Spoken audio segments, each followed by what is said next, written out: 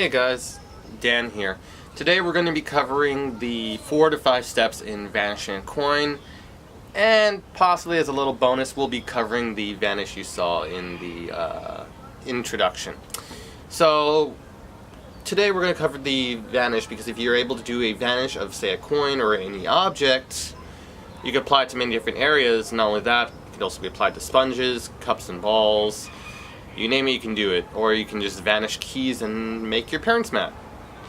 Let's get into it. Sounds good? So, the first step to doing it would be the grip. There's like certain fundamentals and fundamental grips. There is the thumb palm, there is the finger palm, there is the classic palm. And those are the main 3 that are mentioned in Bobo's Coin Magic book.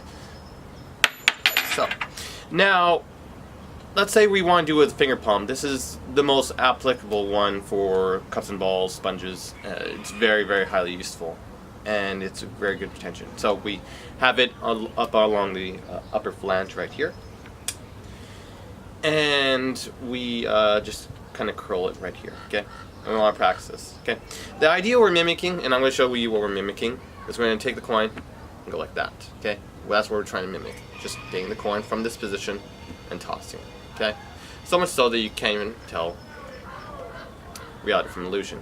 Okay, so the first step is to curl the fingers. I go up along the upper one. For people with smaller hands, you can just use the lower edge. Doesn't matter. Okay, since I just have longer fingers, I just tend to use upper. Doesn't matter. So the first step is curling. This is the first step, curling. Okay. And the second step is now we're going to do what I refer to as coddle. I'm not even sure if it's a real word, but it's coddle. It's like we're praying and put our hands together side by side, so it makes like an X. So like this. Make sure the fingers over here overlap over the hand right here or your thumb right here. So just like so. Okay? We want it to be like this. So step 1, curl. Step 2, coddle. And so you retain it. So the coin is still being retained there. We give this kind of praying position. This is how it would look. Okay? So that's step 1, step 2. Step 3, so 1, 2. Step 3 is to let your lower hand drop. So like so. Okay? Like close like an oyster shell. It just closes. You don't want it to be too far. You don't want it to be like, woo! That makes some logical sense. We just want it to be a little drop. Okay? Now, it doesn't look great right now, but if we were to combine it, I'll to do it in performance view. It looks pretty good. Okay, actual performance here. Okay. Now, so it's step 1, curl. Step 2, coddle. Step 3, drop. This hand stays still for a brief second. Okay. Now, if we now need to shift the emphasis to over here. The coin is still being retained here. We now need to need to shape the emphasis to being over here. And we do that by the larger action covers the smaller action principle. It looks like this. So 1, 2, my mistake. 1, 2, 3. Now notice the larger action covers the smaller action in motion. Okay? And then we can show it's empty. But, so it's 1, 2, 3. And now we want this hand to relax because it's not supposed to be doing anything. But at the same time starting to relax, we put emphasis in this hand. So you can notice when I do it, this hand turns, and we look at it, put all the emphasis here. Don't put any emphasis here because this hand's supposed to be clean even though you're dirty. Turn it, and you have it right here. And that's technically 4. So 1, 2, 3, and this is technically 4. Just that. This hand turns, this hand drops. It's 2 motions at once, but still step. And the 5th action is to give all your acting ability to make it vanish. Because if we just do it, and we just show it's gone, it doesn't add much effect.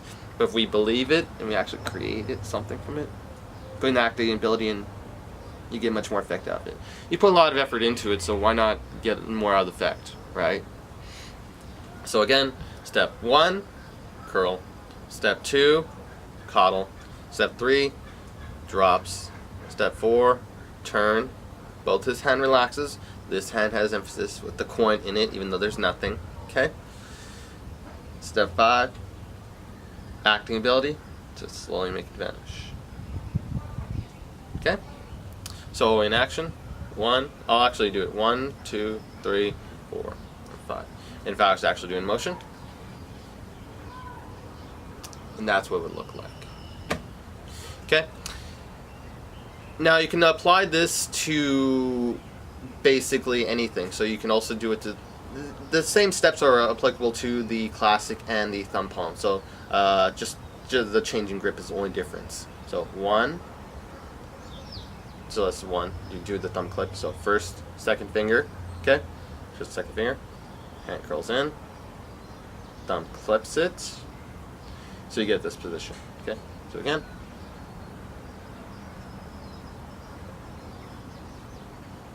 Okay?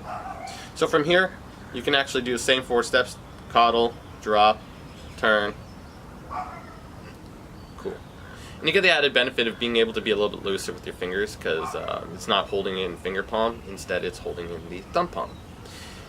The last one is the classic, and it would look like this. We show it, okay? We find the Gucci spawner hand, so it clips. What I tend to do is I just tend to toss it from hand to hand. When I do get into it, I use my third finger to push it into that spot, just so it's just right. So it feels really good. So your ring finger right here. So I can toss from hand to hand, and I just adjust it. I toss it, like toss up so it gets right there. Third finger pushes it in, and so you can get right here. Okay. And so now the same 4 steps apply. 1, 2, 3, 4, 5. Now if you can learn these 4 to 5 steps, you're pretty much set for most of coin magic. This is making it look convincing and actually giving that illusion to actually make it look believable. Okay? Now, I did promise that I would include the final vanish, which was, I'm not sure if it's my own. I honestly, I'd have to recheck Bobo's to see if there's any possible credits to the vanish. But as far as, I don't want to claim it's my own, but I just refer to it as a pencil vanish, okay? And one last time so you can see a performance, okay? I'll do it a couple times just so you can see it. And one last time, okay? Looks pretty good. Okay, so here's the action. It's a little bit different than the 4 steps, but it kind of goes along the guidelines, okay? So step 1, we hold it between the first finger and the thumb on the edge, so it looks like so. Okay, I am using my left hand, but that's my dominant hand, so you just refer to your dominant. So if you're right, you can just mirror me and you're fine. Left-handed people, you're fine. Okay, so we got here. Now from here, we drop the coin.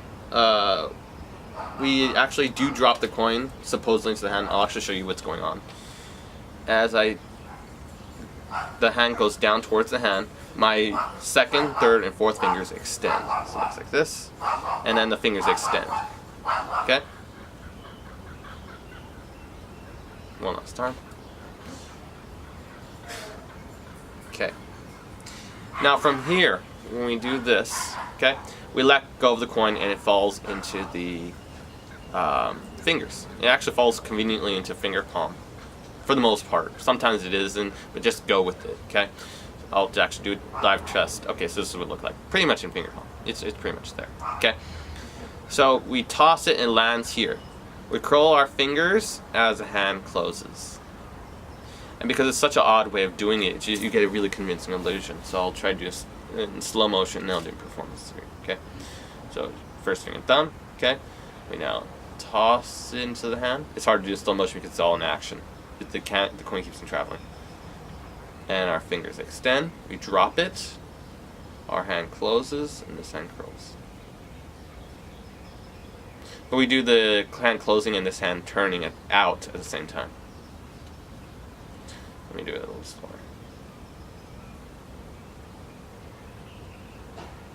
One last time. Just so you can see. Now I'll turn my hand so you can see this.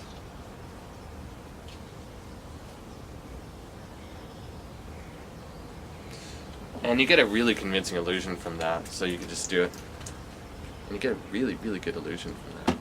I really like it. That said, that is the 4 to 5 steps of the coin vanishing sequence.